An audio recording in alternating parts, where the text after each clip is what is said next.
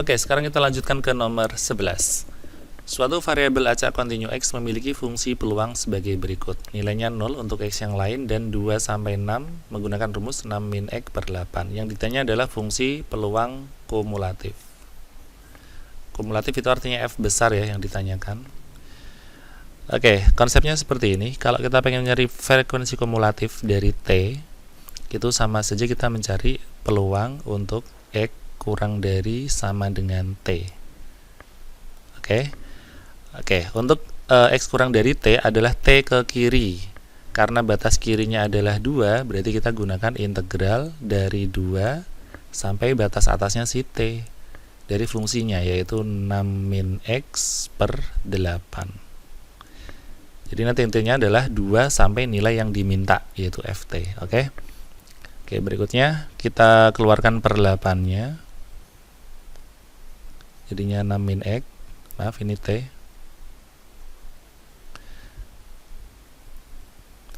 6 ini kalau diintegralkan adalah 6x min x dipangkatkan 2 per 2. Batasnya 2 sampai T. Saya masukkan dulu dari yang T ya. Jadinya 6T min T kuadrat per 2. Dikurangi saya masukkan yang 2. Berarti 6 kali 2 min 2 kuadrat per 2. Kesini aja. Sama dengan 1/8. 6T min ini kita tulis dulu. Oke, 6 kali 2 12. Ini 4 dibagi 2 itu 2. 12 kurangi 2 itu 10. Oke, kita bawa masuk semuanya ya. Kita kalikan masuk jadinya. Atau kita samakan dulu lah penyebutnya. Ini menjadi per 2 semua. Ini jadi 12T. Ini min T kuadrat, ini min 20.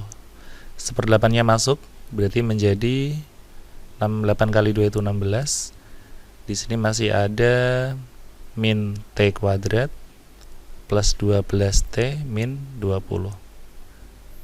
Atau jika minnya keluar seperti yang ada di soal ini, minnya keluar masih T kuadrat min 12T plus 20 per 16.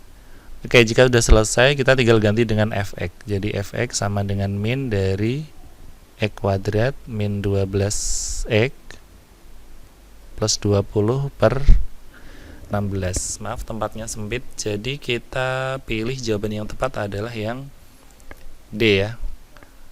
Oke, walaupun sebenarnya saya lihat jawaban yang C juga sepertinya sama ini. Baik, sekarang kita lanjutkan ke nomor 12.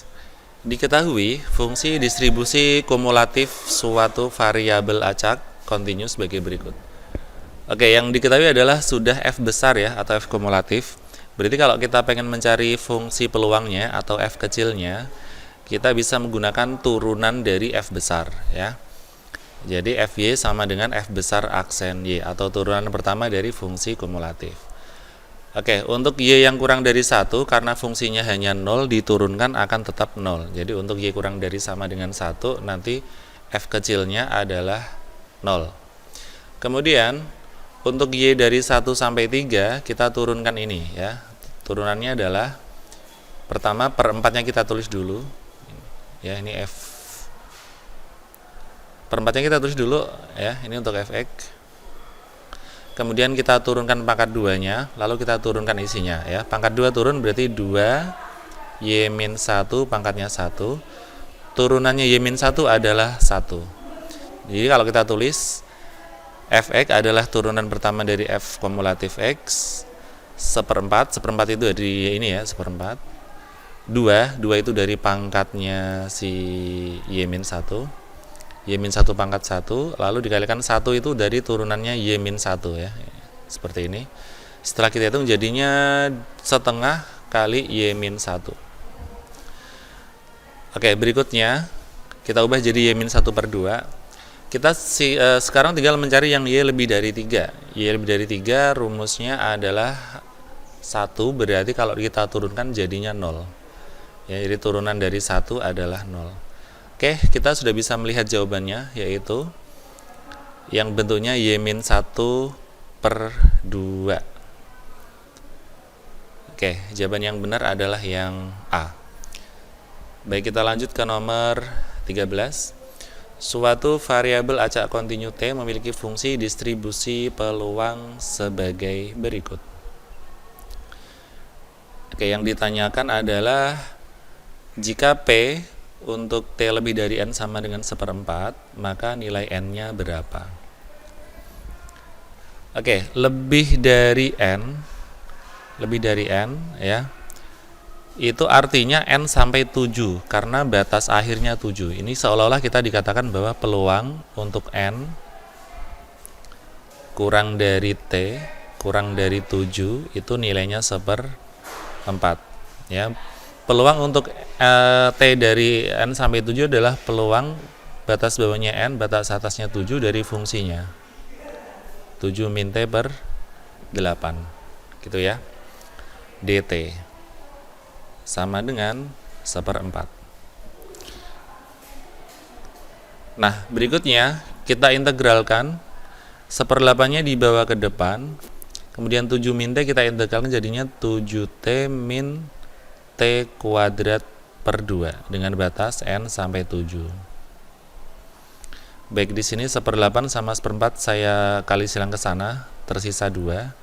Kita masukkan 7-nya, berarti 7 kali 7 min 7 kuadrat per 2. Kita masukin N-nya, berarti 7N min N kuadrat per 2. Ini 49 dikurangi 49 per 2. Min-nya langsung masuk ya, jadi min 7N, min-nya masuk langsung plus N kuadrat per 2 sama dengan 2. Untuk mempermudah perhitungan, saya kalikan 2 semua.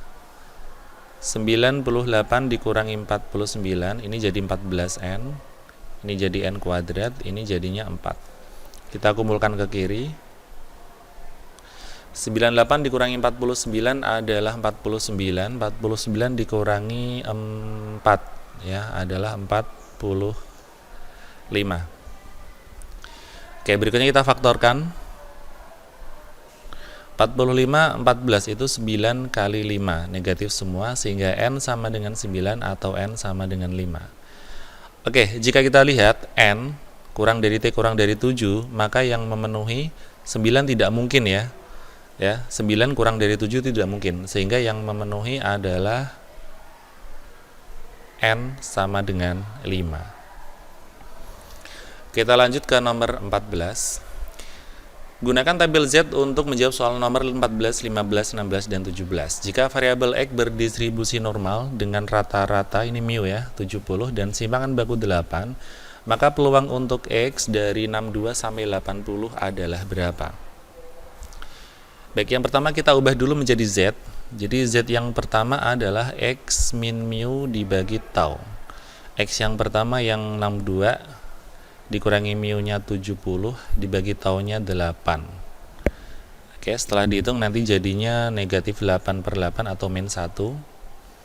Kemudian untuk Z yang kedua, X min mu per tau berarti X-nya 80 dikurangi mu-nya 70 dibagi 8. 10/8 atau 1,25. Berarti peluang X dari 62 sampai 80 bisa kita ubah menjadi peluang Z dari negatif 1 sampai 1,25. Nah, ini jika kita gambar akan seperti ini grafiknya. Ini 1,25, ini negatif 1 dan arsirannya ke tengah. Maka kita bisa mencari peluangnya dengan cara peluang 1,25 kita kurangi dengan peluang Z kurang dari min 1. Peluang kurang dari 1,25 kita lihat di tabel, 1,2 bertemu dengan 0,05, hasilnya adalah 0,8944. Sedangkan yang Z kurang dari negatif 1, negatif 1,0 adalah 0,1587. Oke, nanti kita tinggal kurangi saja dan hasilnya adalah 0,7357. Oke, jawaban yang benar adalah yang B. Kita lanjutkan ke nomor 15 ya. Nilai ulangan matematika dari 200 siswa berdistribusi normal dengan rata-rata 75, oke, mu-nya 75. Dengan simpangan baku 25, tahunnya 25. Siswa yang memperoleh nilai kurang dari 60 harus remedi. Siswa yang remedi sebanyak berapa? Kita ditanya peluang untuk X kurang dari 60. Kita cari Z-nya dulu, rumusnya X min mu per tau. Berarti 60 dikurangi 75 per 25, atau min 15 per 25. Atau kalau disederhanakan ini adalah negatif 0,6 ya. Berarti peluang X kurang dari 60 boleh kita ubah menjadi peluang Z kurang dari negatif 0,6. Karena kurang dari, arsirannya seperti ini. Sesuai dengan aturan tabel Z. Kita tinggal lihat 0,6 peluangnya adalah 0,2743. Nah, itu peluangnya. Jadi banyaknya tinggal kita kalikan 0,2743, kita kalikan dengan 200 siswa totalnya ya. Jadi kita hasilkan 54,86, atau kita bulatkan saja 55 siswa atau orang. Baik, sekarang kita lanjutkan ke nomor 16. Pada bungkus teh merek N tertulis berat 250 gram. Sejumlah teh merek N yang sejenis ditimbang diperoleh berat rata-rata adalah 252 gram. Ini adalah mu-nya. Dan simpangan bakunya atau taunya adalah 2,5 gram. Teh merek N yang memiliki berat lebih dari 250 gram ada sebanyak berapa? Yang ditanyakan adalah peluang untuk X lebih dari 250 gram. Baik, kita akan mengubahnya menjadi Z dulu. Rumusnya adalah X min mu per tau. X-nya 250, mu-nya 252, taunya sendiri 2,5. Negatif 2 dibagi 2,5, hasilnya negatif 0,8. Berarti kita ditanya peluang untuk Z lebih dari negatif 0,8. Kalau kita gambar, negatif 0,8 ada di sini, yang diminta lebih dari.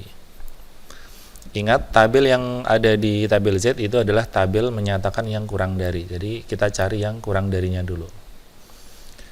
Atau kita ubah saja lebih dari menjadi kurang dari dengan cara 1 min. Peluang Z lebih menjadi kurang dari min 0,8. Oke, Z kurang dari min 0,8, hasilnya adalah 0,2119. Setelah dikurangi jadinya 0,7881 atau 78,81%. Jawabannya yang E. Berikutnya nomor 17. Umur suatu merek aki berdistribusi normal dengan simpangan baku 0,6 tahun. Jika sebanyak 1,22% aki mencapai umur kurang dari 2,8, ini adalah peluang untuk X kurang dari 2,8. Ternyata 1,22%. Ini boleh saya katakan sebagai 0,0122 ya. Oke, berapakah rata-rata umur aki? Yang ditanya adalah mu-nya. Baik, kita kerjakan dari yang diketahui bahwa peluang untuk X kurang dari 2,8 ternyata 0,0122. Kita cek di tabel 0,0122 itu ada di sebelah sini. Yang dia adalah nilai untuk Z min 2,205. Dia adalah peluang untuk Z kurang dari min 2,25. Baik, sekarang kita akan mengubahnya. Jadi ini itu X, ini itu Z. Kita akan mencari mu-nya ya. Kita tahu rumus Z adalah X min mu per tau. Z-nya sendiri min 2,25. X-nya 2,8 dikurangi mu dibagi taunya 0,6. Oke, 0,6 kita kalikan silang ke min 2,25, hasilnya adalah min 1,35 sama dengan 2,8 min mu, sehingga mu-nya ke kiri jadi positif. Ini jadi 2,8 ditambah 1,35, sehingga mu-nya adalah 4,15. Oke, ini hasilnya. Next, nomor 18. Rata-rata tinggi badan siswa kelas 12A tidak kurang dari 154. Jadi H0-nya adalah rata-rata, tidak kurang dari itu berarti lebih dari atau sama dengan 154. Untuk menguji pernyataan tersebut dipilih 20 siswa secara acak dan diukur. H0 dan H1 untuk pernyataan tersebut adalah apa? H0 adalah pernyataan awal, yaitu tinggi badan tidak kurang dari atau lebih dari sama dengan 154. H1 adalah lawannya lebih dari, yaitu kurang dari 154. Sehingga jawaban yang paling tepat adalah yang A. Sekarang kita lanjutkan ke nomor 19. Untuk nomor 19 dan 20 ya, itu menggunakan soal cerita ini. Guru TIK mengatakan bahwa siswa kelas 12 SMK 16 menggunakan komputer rata-rata tidak lebih dari 4 jam per hari. Kepala sekolah ingin menguji pernyataan guru TK tersebut dari 36 siswa. Oke, di sini ada 36 menjadi N, 36 siswa untuk uji cobanya. Diperoleh rata-rata menggunakan komputer adalah 5 jam. Rata-rata yang di sini adalah rata-rata sampel ya.